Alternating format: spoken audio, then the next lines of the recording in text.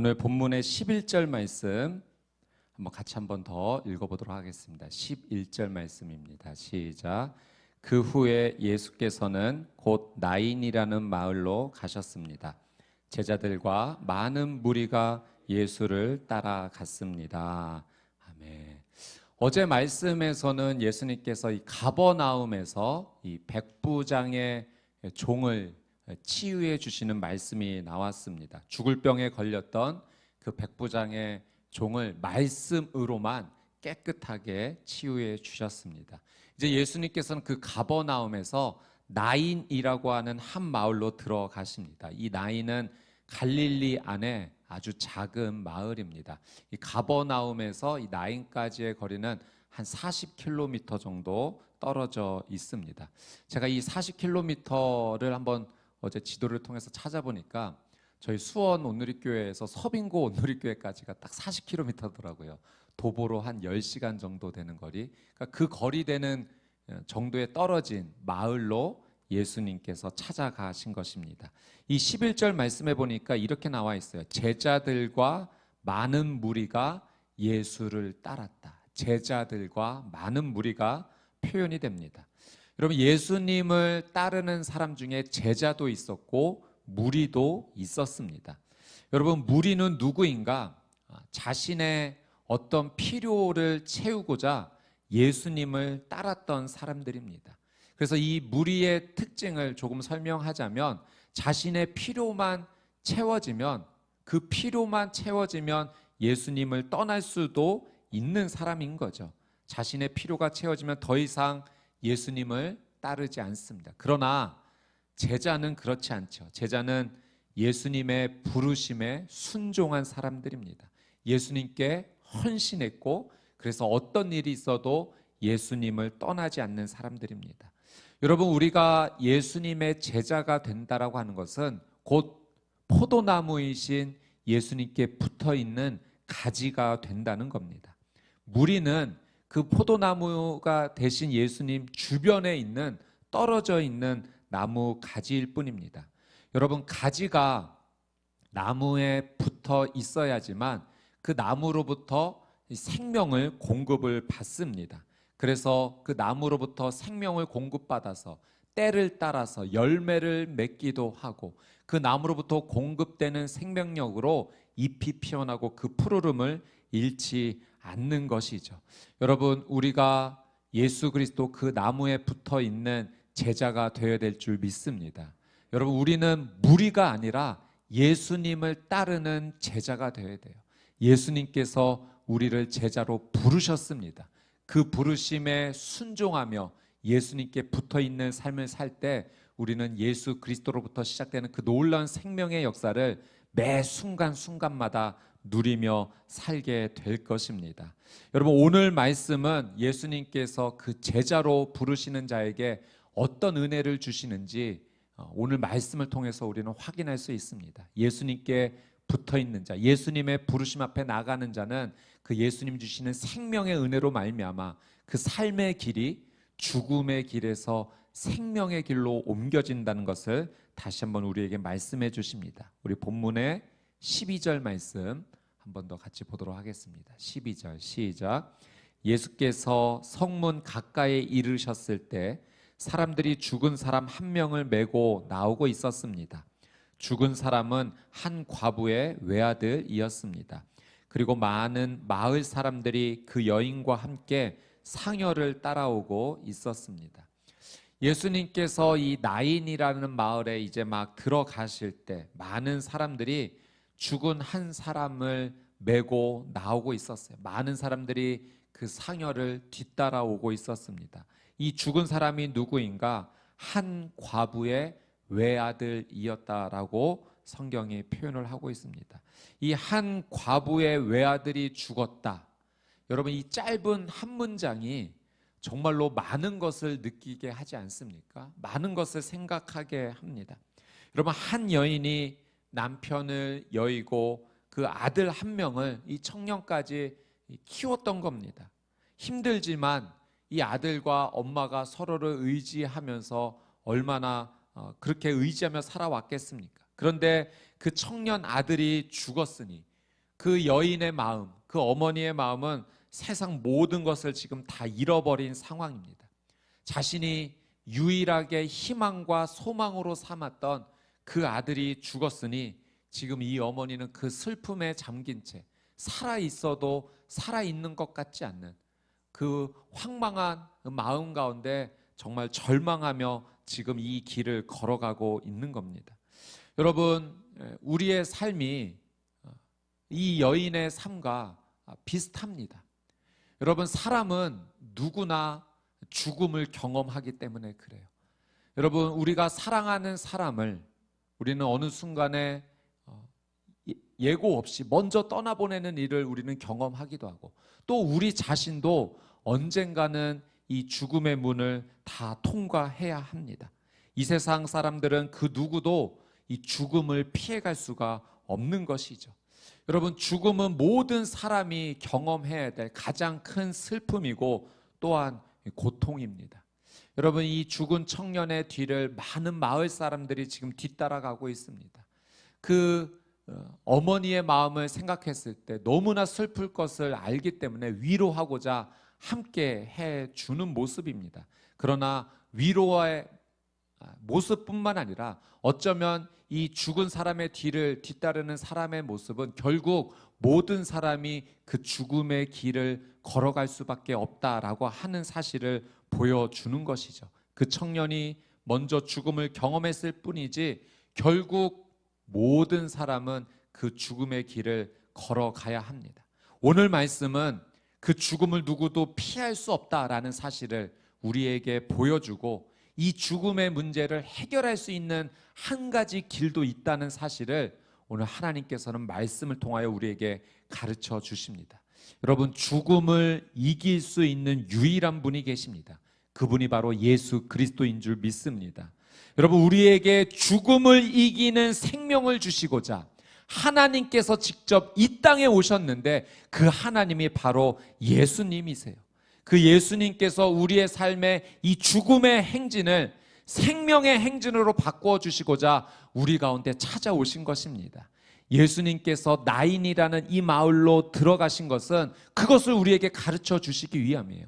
죽음의 행진을 내가 생명의 행진으로 바꾸어 주겠다. 그것을 직접 우리에게 보여주시기 위해서 지금 예수님께서 이 나인이라는 마을에 찾아가신 것이고 그 마을 입구에서 죽음의 행진 가운데 예수님께서 그들을 만나 주신 것입니다.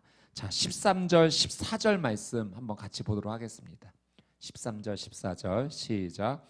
주께서 그 여인을 보고 불쌍히 여기며 말씀하셨습니다. 울지 마라. 그러고는 다가가 관을 만지셨습니다. 관을 메고 가던 사람들이 멈춰 서자 예수께서 말씀하셨습니다. 청년아, 내가 내게 말한다. 일어나거라. 아멘. 여러분, 우리 부모님들의 마음은 다 동일하지 않습니까? 자녀가 아프면 대신 아파주고 싶은 것이 우리 부모님들의 마음입니다. 차라리 내가 아픈 것이 낫지 내 새끼가 아프면 그건 정말 더 괴로운 일입니다. 여러분, 아들이 한 명밖에 없었는데, 남편도 먼저 여의고 아이들이 한 명밖에 없었는데 그 아들이 이 죽음 가운데 나갔다는 이 사실, 이 여인의 마음이 얼마나 찢어지고 아팠겠습니까? 울 수밖에 없는 거죠. 예수님께서 울고 있는 이 여인을 지금 보고 계세요. 13절 말씀에 주께서 그 여인을 보고, 예수님이 보고 계신다는 사실입니다. 그리고 보는 것으로만 그치지 않고 이 13절 말씀해 보니까 예수님께서 이 여인을 불쌍히 여기셨다라고 말합니다. 여러분, 불쌍히 여기셨다라는 이 원어의 의미는요, 창자까지 뒤틀렸다라는 의미가 담겨져 있어요. 예수님께서 이 여인의 아픔과 고통이 얼마나 큰 것인지를 예수님도 뼛속까지 다 그것을 느끼시면서 이 여인을 보고 계신 것입니다. 그리고 이 여인에게 이렇게 말씀하세요. 울지 마라. 여러분, 우리의 정말로 너무나 이 큰 고통 앞에 이 고통을 멈춰 주실 분은 정말 예수 그리스도 한 분밖에 없는 줄 믿습니다. 그분만이 우리에게 울지 말라고 하여 주실 수 있어요. 그분만이 우리의 눈물을 닦아 주실 수 있는 겁니다. 여러분, 오늘 이 말씀을 통해 하나님께서 우리에게 무엇을 말씀해 주십니까?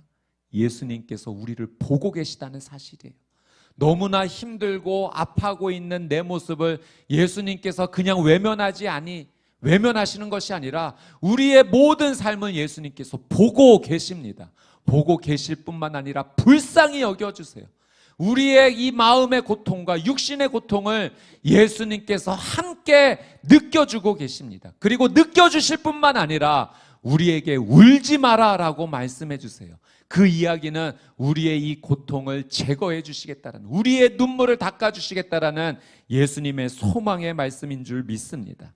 여러분, 예수님께서 울고 있는 이 여인에게 울지 마라 말씀하시면서 그 청년의 관, 죽어 있는 그 관으로 직접 다가가셔서 그 관을 만지십니다.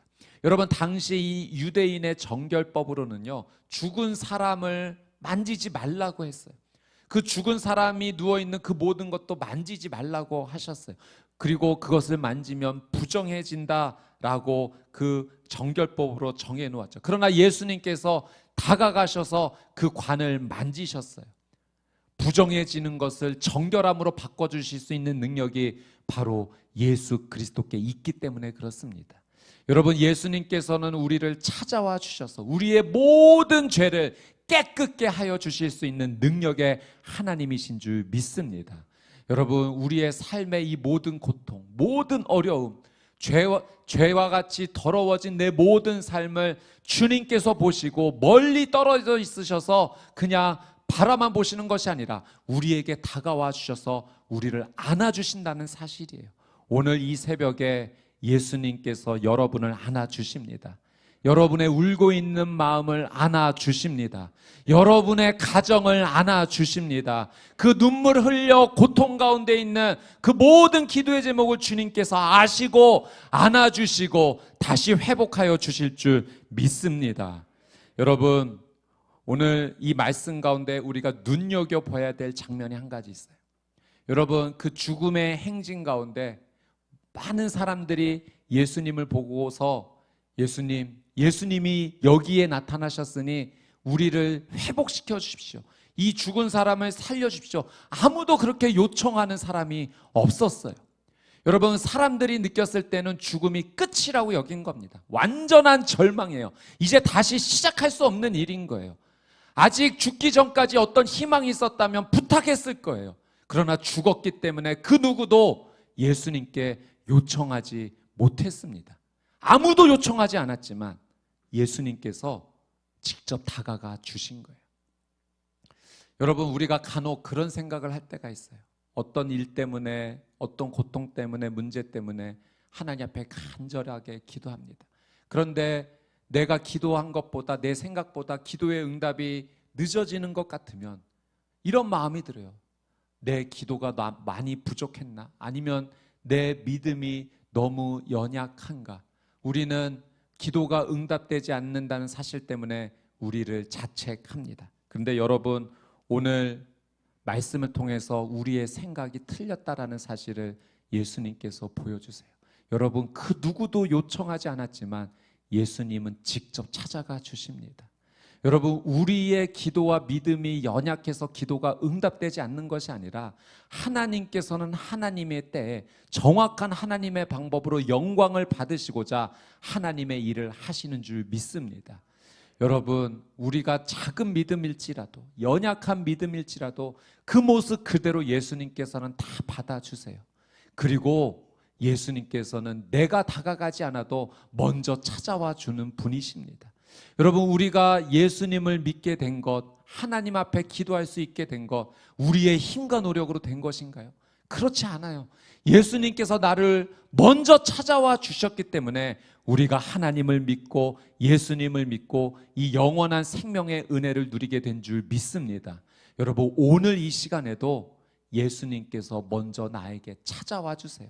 나에게 걸어와 주셔서 내 눈에 눈물을 닦고 우리를 안아 주십니다. 여러분, 예수님은 지금 울고 있는 이 여인의 눈물을 기도로 받아주고 계십니다. 여러분, 너무나 고통스러워 아무 말도 할 수 없고 울 수밖에 없는 그 어머니의 눈물을 예수님은 기도로 받아주신 거예요.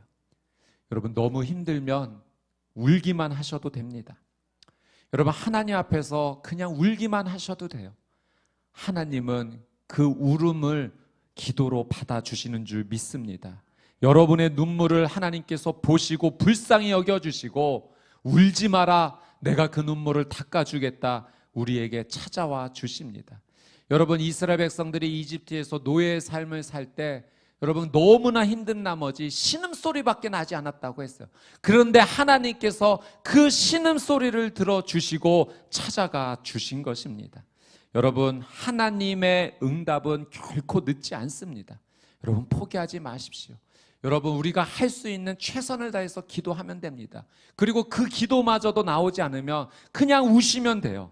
하나님은 결코 실수가 없으십니다. 하나님은 내 생각을 뛰어넘으시고 하나님의 그 완벽한 시간 안에서 가장 좋은 방법으로 우리를 건져주시고 회복시켜주시고 우리를 생명의 길로 인도하여 주실 것입니다. 이 하나님의 놀라운 은혜를 경험하는 저와 여러분이 되시기를 주님의 이름으로 축복합니다. 자, 15절 말씀 한번 보겠습니다. 15절 말씀 같이 읽습니다. 시작. 그러자 죽은 사람이 일어나 앉아 말하기 시작했습니다. 예수께서는 그를 그의 어머니에게 돌려보내셨습니다. 아멘. 여러분 예수님께서 이 죽은 청년에게 청년아 일어나라 말씀하셨어요. 여러분 예수님의 말씀이 죽은 자에게 닿자마자 그 죽은 자가 앉아 일어나 말하기 시작했습니다. 온전한 생명으로 회복이 된 겁니다. 여러분 예수님의 말씀이 임하면 그 말씀 안에 생명의 역사가 시작되는 줄 믿습니다.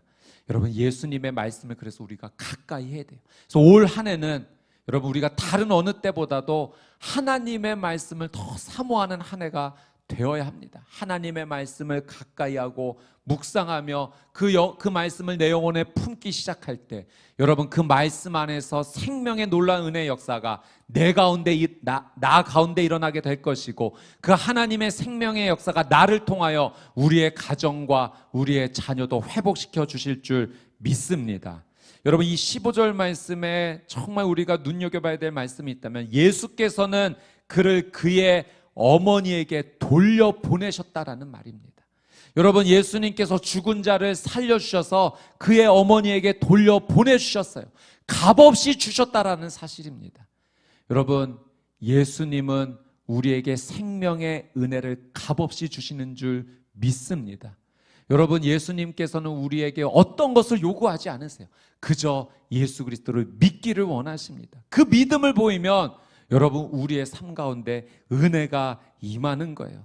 여러분 우리에게 주어진 이 영원한 생명을 가치로 따지면 얼마나 큰 가치입니까? 그런데 예수님께서 이 놀라운 생명의 영원한 생명의 가치를 우리에게 값없이 주셨어요.